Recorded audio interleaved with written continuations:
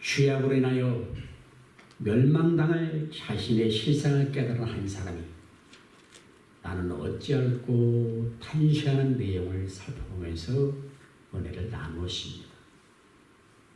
그가 깨달은 바에 의하면 이 세상은 하나님의 진노와 심판 아래 놓여 있는데 자기 힘으로는 그 진노에서 벗어날 길이 없기에 그로 인하여 탄식하는 것입니다. 이 사람의 탄식에서 오순절 성령 강림 때에 베드로의 설교를 듣고 모여든 모든 사람들이 내가 어찌할꼬 하며 탄식했던 모습을 연상시킵니다. 이것은 구원에 이르게 하는 첫 과정으로서 깨달음의 단계라고 그렇게 말을 합니다. 이 깨달음이 어떻게 일어납니까? 기독교에 대해서 전혀 무지한 자가 예수님을 알게 되는 과정을 보면은 누군가에 의해서 복음을 들었다거나 누군가에 의해서 교회에 나아가게 됨으로 시작이 됩니다. 그런데 이것은 우리의 의지로 되는 것이 아니라 하나님께서 우리를 부르시는 것입니다. 여러분, 어떤 경로로든 누구든지 복음을 들을 수 있다는 것은 대단한 축복입니다. 그러나 교회 다니거나 복음을 들었다고 해서 그들이 다 구원받은 것은 아닙니다. 우리가 복음을 듣고 믿을 수 있도록 성령께서 도우시고 우리 안에 새 생명이 태어나게 하셔야지 가능한 일입니다. 이것을 소명이라 그럽니다. 콜링. 소명이라 하나님께서 예수 그리스도의 십자가와 부활의 복음을 선언을 하여 사람들을 구원으로 초대하시는 것입니다. 이 부르심에는 외적인 부르심과 내적인 부르심으로 구별할 수가 있습니다. 외적 부르심이란 누구의 요청을 받아서 교회에 가게 된다든지 진리를 알기 위해서 성경을 읽게 된다든지 어떤 과정을 통해서 복음을 접하는 것입니다. 그런데 그 하나님의 부르심에 예로 응답하여 구원에 들어가는 사람도 있고 부르심을 거부하여 여전히 하나님의 구원과는 관계없이 사는 사람도 있습니다. 내적 부르심이란 사람의 마음에 자기를 부르시는 하나님의 음성을 듣고 받아들이도록 만들어주시는 영적인 역사입니다. 이처럼 한 사람에게 들려진 복음이 마음의 변화를 일으키고 회심까지 이르게 되어 크리스천이 되는 과정을 내적 부르심 그렇게 말합니다. 이 철로역정의 첫 부분에서 이렇게 크리스천이 되게 하는 영적 깨달음의 단계를 보여줍니다. 남루한 옷을 입고 등에 무거운 짐을 지고 있는 모습으로 묘사된 것이 이것을 의미합니다. 그것이 자신의 실상입니다. 자신에게 있는 죄의 발견입니다. 이 죄의 짐을 깨닫게 되는 것이 믿음의 첫 단계입니다. 내가 죄님을 알지 못한 자는 절대로 구원에 이를 수가 없습니다. 지금까지는 자신의 인생에 별 문제가 없다고 생각했는데 어느 순간 삶의 허물을 느낍니다. 그 허무의 깊은 곳에는 자신의 추함과 죄를 인식하기 시작하는 것입니다. 물론 첫 단계에서 완전히 그것을 깨닫게 되는 것은 아닙니다. 희미하게 느끼고 있는 그것을 눌려버리라, 잊어버리라 합니다. 애써 자신의 실상과 죄를 잊으려 합니다. 하지만 그렇다고 해서 잊혀지는 것이 아닙니다. 하나님께서 부르신 자들의 마음 가운데 이런 각성이 일어나게 되면은 줄기차게 하나님께서는 그의 양심에 호소하거나 어떤 섭리를 통해서 계속 죄의 짐을 생각하게 만드십니다. 이런 상태에서 나온 것이 내가 어찌할꼬 라는 탄식입니다. 하나님은 이런 마음을 원하십니다. 시편 51편 17절입니다. 하나님께서 구하시는 제사는 상한 신명이라. 하나님이여 상하고 통이하는 마음을 주께서 멸시하지 아니하시리라 그랬습니다.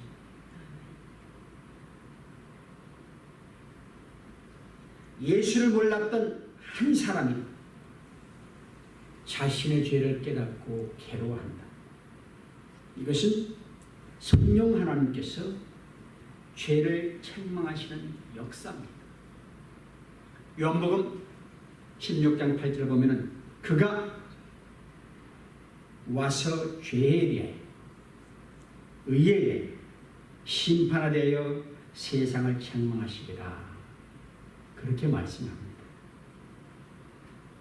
성령님이 하시는 이 죄에 관한 깨달음은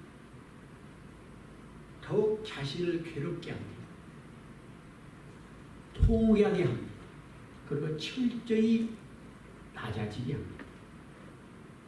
이 과정을 통해서 하나님은 우리의 심령을 부드럽게 만드십니다. 여러분, 죄인이 죄를 깨닫고 죄에 대한 책망을 받아 보여주는 것은 부드러운 마음으로 기경되고 있는 것입니다.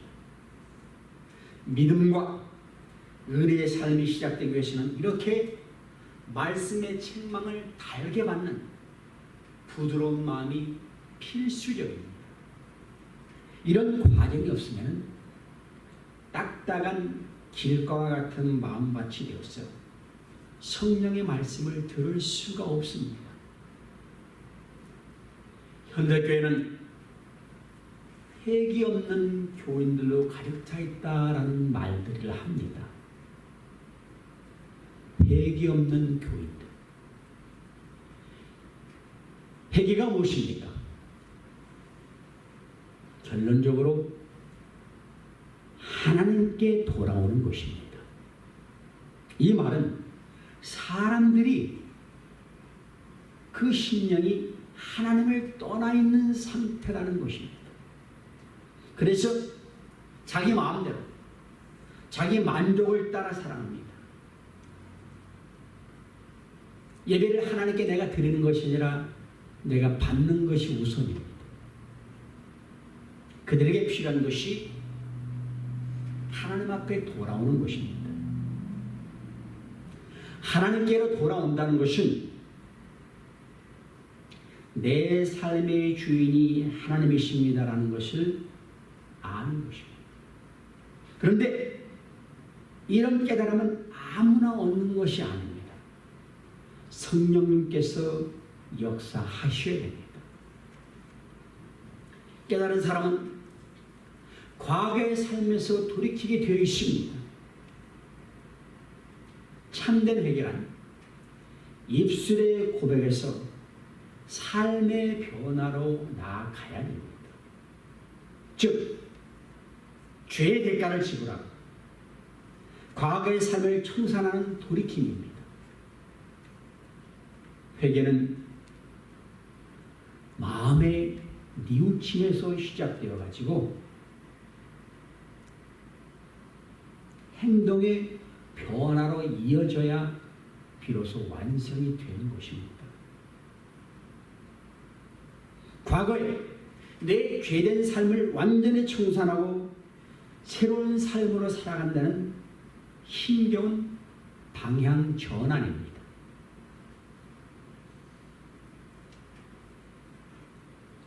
철로역정에 나타난 한 사람이 힘겹게 그 싸움을 하고 있습니다. 그가 성경을 읽을수록 자신의 죄가 깨달아지고 죄가 드러나고 있습니다. 그리고 그 죄로 인한 심판의 불가피함을 알고 고통합니다. 이 고통은 근심을 수반합니다. 구원에 이르게 하는 근심이 이와 같습니다. 우리 인생에 하는 근심에는 두 가지가 있습니다. 사망에 이르게 하는 근심과 생명에 이르게 하는 근심입니다. 여러분 자신의 영혼에 대해서 얼마나 관심이 있는가 한번 스스로에게 물어보시기 바랍니다. 내 관심사가 육신의 삶을 개선하고 잘 먹고 잘 사는 데 머물러 있는가? 많은 사람들이 이와 같은 세상 염려 근심으로 가득 차 있습니다. 무엇을 먹을까? 무엇을 마실까? 무엇을 입을까? 여기서 돌아서야 됩니다. 이것은 하나님의 말씀입니다. 바울이 고린도 교회 성도들을 책망한 중요한 이유가 그들로 하여금 생명에 이르는 근심을 시키고자 하겠습니다.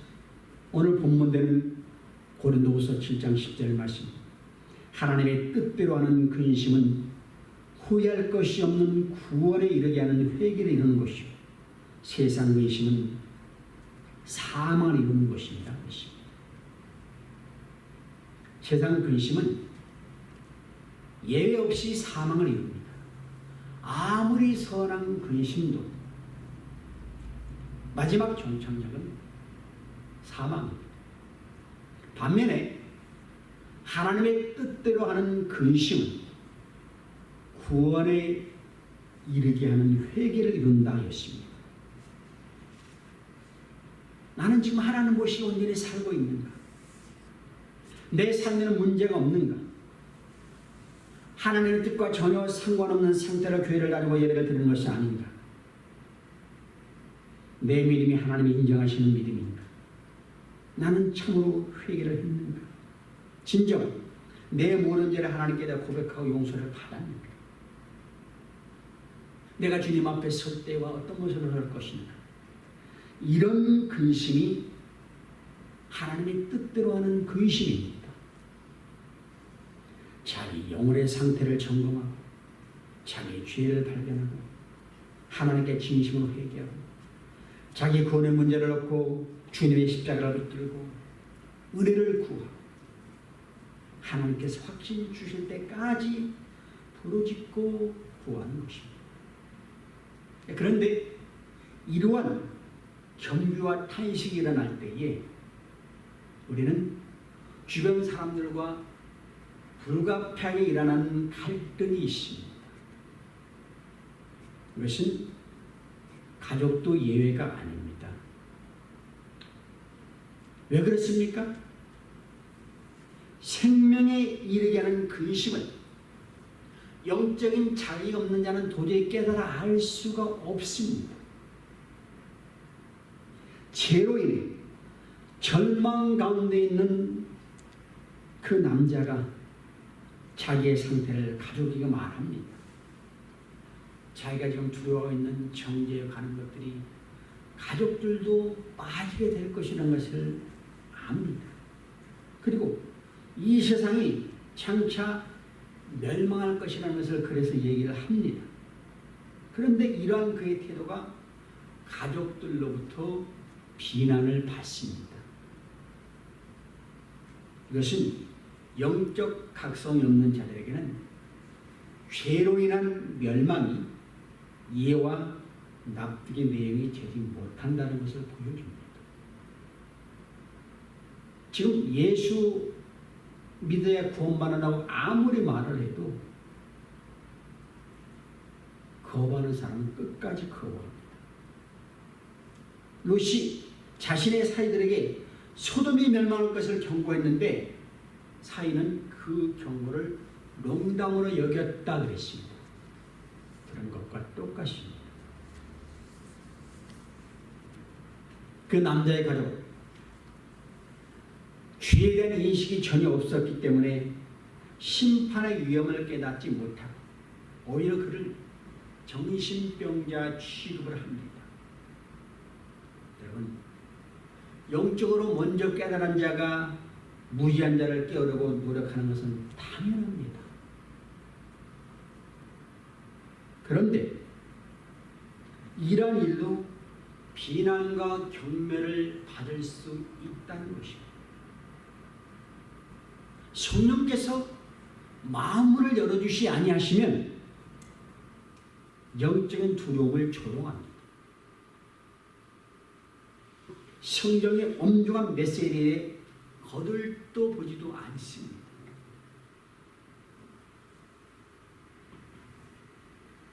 로마서 2장 4절 보면 혹 내가 하나님의 인자하심이 너를 인도하여 회개케 하심을 알지 못하여 그의 인자하심과 용납하심과 길이 참으심의 풍성함을 멸시하느뇨 그랬습니다. 그런데 가까운 가족들에게조차도 배척받을 것은 주님께서 이미 예언하신 내용입니다.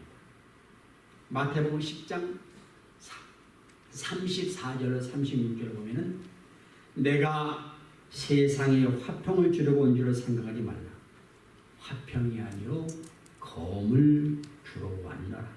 내가 온 것은 사람이 그 아버지와 딸이 어머니와 며느리가 시어머니와 불화하게 하려 함이니 사람이 원수가 자기 집안 식구리라. 그것입니다.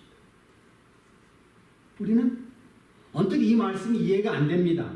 예수님은 화평의 복음을 우리에게 전하셨습니다. 특별히 마태복음 5장을 보면은 화평케 하는 자는 복이 있나니 그들이 하나님의 아들이라 일컬음을 받을 것입니다. 그렇게 말씀하시면서 형제와 화목하고 형제를 돕고 형제를 7번씩 70번이라도 용서하고 사랑하라 가르치십니다. 내가 너희를 사랑한 것 같이 너희도 서로 사랑하라. 그 사랑 가운데서 평화가 꽃피게 하셨습니다. 그 예수님의 사랑의 절정이 십자가입니다. 예수님의 십자가를 통해서 죄인들이 용서함을 받고 평안을 얻기 때문에 그렇습니다. 그런데 예수님께서는 하나님의 말씀을 외면하는 자들, 주의 사랑을 거부하는 자들, 성령을 모독하는 자들에 대해서는 검을 들고 단호하게 맞서셨습니다. 우리 가족 간에도 인간적인 문제에 대해서는 서로 의견이 다르고 다툼이 있어도 용서하고 사랑해야 되는 것이 맞습니다. 그런데 신앙적인 면에서 대립될 때는 용서가 안 된다는 것입니다. 만약에 육신의 부모를 사랑하기 때문에 예수님을 버린다면 그는 예수님에게 합당한 사람이 아닙니다. 내가 예수를 믿고 따르는 데 있어서 거침돌이 된다. 생명 주시고 살아계신 예수님을 비방한다. 그런 사람과는 타협이 있을 수가 없습니다. 따라서 신앙의 문제는 가족 식구조차도 검을 들고 싸워야 될 원수가 될 수도 있습니다. 우리는 그들을 사랑으로 품어서 구호로 인도하려 원하지만 그들은 정신병자 취급하고 안 받아들입니다. 많은 사람들이 교회가 추락하고 있다고 합니다. 이 주님의 몸된 교회를 시작시키는 사람들은 이 성스러운 교회를 부정과 비리의 집단으로 만듭니다. 항상 이권이 개입되어 있습니다. 성령을 모독합니다. 순수한 복음 전파를 해방합니다. 다 사탄의 세력입니다. 그들을 용납하는 것은 검을 들어오신 예수님의 뜻이 아닙니다. 옳은 건 옳다 그러고 그런 건 그러다 그러고 이것이 진리라는 것을 가르쳐요. 그들이 나의 혈육일지라도 교회 중직자라 할지라도 우리는 검을 들고 맞서야 됩니다. 교회 역사를 보면 언제나 교회가 부패된 때는 다 있었습니다. 그때만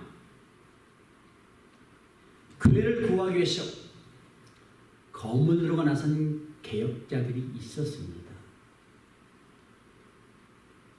그들은 주님의 몸된 교회가 사탄의 세력에 휩쓸려서 부패할 때, 주님이 선포하신 복음으로부터 이탈할 때 담대히 맞서서 싸웠습니다. 세상과 화합하고 진리를 왜곡시킬 때 그냥 있지 않았습니다. 교회를 개혁하려는 그들의 싸움은 검을 들어 왔다는 예수님의 말씀에 근거한 성경적인 행동이었습니다. 여러분, 하나님은 인간을 통해 역사하십니다. 주님의 몸된 교회를 지킨다는 것은 참으로 힘든 고난의 길입니다. 지난 주간 새벽 기도 시간에 찬송을 할 때 겸손히 주를 섬길 때 괴로운 일이 많으냐, 구주의 내게 힘주사 잘 감당하게 하소서 찬송을 부르는데, 부르면서 내 마음속에 생각이 있습니다. 겸손주를 섬길 때에 즐거운 일이 많으나 그래야 될 것 같은데 왜 괴로운 일이 많다고 하지? 이것은 영적으로 감당해야 될 일들이 많기 때문에 그렇습니다. 그만큼 바로 믿는다는 것이, 교회를 지킨다는 것이 힘들기 때문입니다. 사탄의 역사가 강하기 때문에 세상에서 괴로움을 당해야 된다는 것입니다. 그러므로 우리에게는 절대적으로 주님의 은혜가 필요합니다. 여러분들이 교회를 바로 세운 일에 쓰임받을 수 있기를 주의 이름으로 부탁을 드리겠습니다.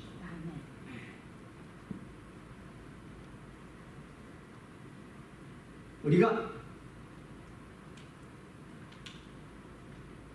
회심해서 주님 앞에 나오는 데는 영적인 겸비함과 낮아짐이 필수입니다. 왜 이것이 중요하죠? 인간의 힘으로는 도저히 구원받을 수 없는 상태가 바로 죄에 빠진 자신의 상태임을 알게 하기 때문입니다. 범죄한 인간은 자신의 죄를 인정하지 않습니다. 교만하게 말합니다. 어디까지? 하나님처럼 되는 데까지. 그래서 죄의 질책을 받는다 할지라도 그 질책을 떨궈내기 위해서 다른 방법을 간구해야 됩니다. 즉 인간의 힘으로 구원을 이루려 하는 것입니다. 자신의 선을, 도덕적인 삶의 개선으로 종교를 열심히 이 죄의 문제를 해결하려고 합니다. 그런데 성령은 그럴수록 더 깊은 죄의 질책을 통해서 그런 인간의 모든 시도가 부질없는 짓이라는 것을 인정하게 만듭니다. 이렇게 심령의 철저한 낮아짐을 통해서 하나님의 구원이 얼마나 큰 구원인가 알게 하기 때문에 영적인 낮아짐이 절대적으로 필요합니다. 히브리서 2장 3절 보면은 우리가 이같이 큰 구원을 등한히 여기면 어찌 그 보응을 피하여. 이 구원은 처음에 주로 말씀하신 바요 들은 자들이 우리에게 확증한 바니 그렇게 말씀합니다. 영적 낮아짐이 없으면 하나님의 구원이 얼마나 큰지 위대한지 모릅니다. 그리고 하나님의 구원 방법을 미련하다고 거부합니다. 왜 예수만 믿어야 돼요? 말도 안 되지. 우리는 영적 낮아짐의 과정 속에서 죄를 거부하고 혐오하고 죄와 싸우려는 새로운 마음을 갖게 됩니다. 즉 죄를 죽이는 삶의 거룩한 동기가 시작되는 것입니다. 우리 성도는 죄와 더불어 피 흘리기까지 싸우라 그랬습니다. 그런 사람이 성도인데 죄가 초래하는 비참한 현실을 모릅니다. 그런 사람이 어떻게 죄에 대해서 철저한 혐오감도 없고 그런 사람이 어떻게 죄와 싸웁니까? 있을 수가 없습니다. 여러분, 영적인 낮아짐의 과정을 통과한 사람만이 예수님을 찾게 되어 있습니다. 목마른 사람이 물을 찾는 것과 같은 이치, 병든 사람이 의원을 찾는 것과 같은 것입니다. 예수님이 죄를 구원하러 오셨습니다. 내가 죄인 걸 모르는 사람이 무슨 예수가 필요해? 성령께서 주시는 영적 나라님의 과정을 통해서 자기 스스로 죄인됨의 심각함을 알고 그래서 주 앞에 나오는데 그걸 깨닫지 못하면 예수님을 구원자로 모실 이유가 없는 겁니다. 피상적으로 내가 잘못한 게 있지 그런 정도의 죄인이라고 생각하는 것으로는 안 됩니다. 성령의 책망, 자신의 철저한 무능함을 깨닫게 될 때까지 깊은 영적인 자극을 하도록 계속 허락하십니다. 그리고 하나님이 마련하신 십자가의 구원만이 유일한 구원의 방법임을 인정하고 감사함으로 받아들이는 것입니다. 이것이 없으니까는 예수 안 믿어도 구원받는다 그래요. 여러분, 여기 가족들에게 배척받은 사람이 정신분자 취급을 하니까 자기 방에 들어가서 문을 닫고 가족으로 해서 기도합니다. 또 자신의 불행을 슬퍼하기도 합니다. 성경을 읽습니다. 그리고 괴로워하면서 외치는 게 내가 어떻게 해야 구원을 얻을까 부르짖는 것입니다. 죄의 삭은 사망이요. 그 외에는 반드시 심판이 있다는 것을 아는데 어떻게 해야 어디로 가야 그 죄의 심판을 피할 수 있는지 방법이 없습니다.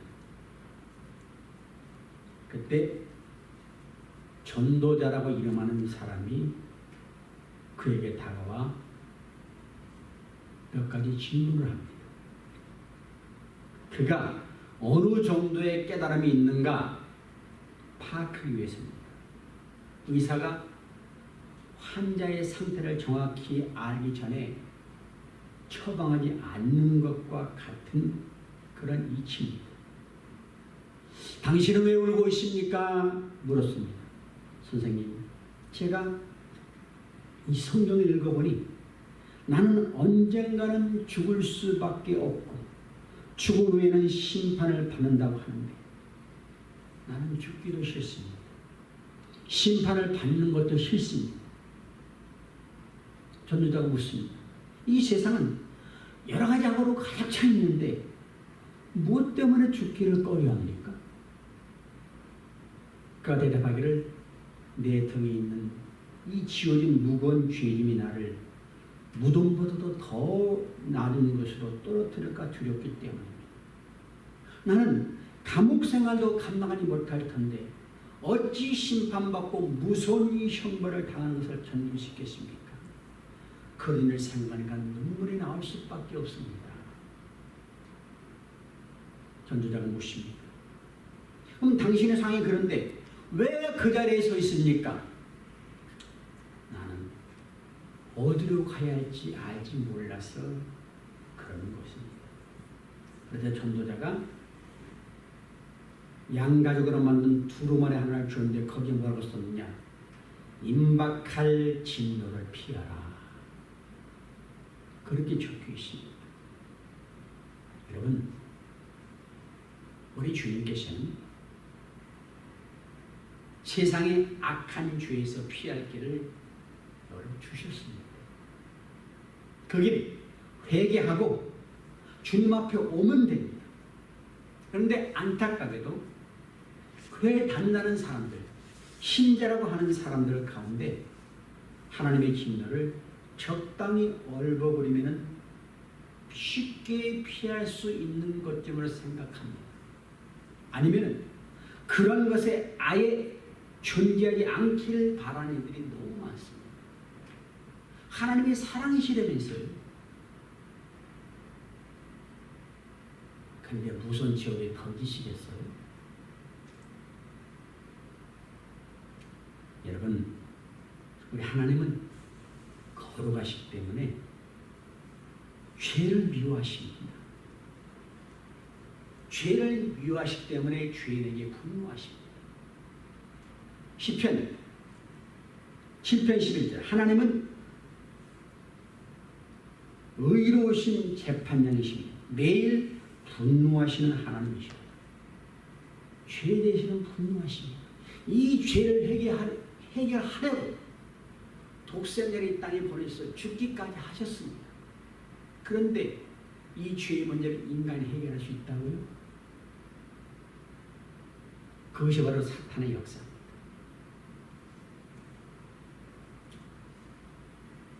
이 남자가 글을 읽고 전도자를 바라보면서 묻습니다. 어디로 가야 합니까? 전도자가 손을 들어 저쪽에 있는 좁은 문이 보입니까? 물었습니다. 오늘은 여기까지 말씀을 살펴보겠습니다. 여러분에게 묻겠습니다.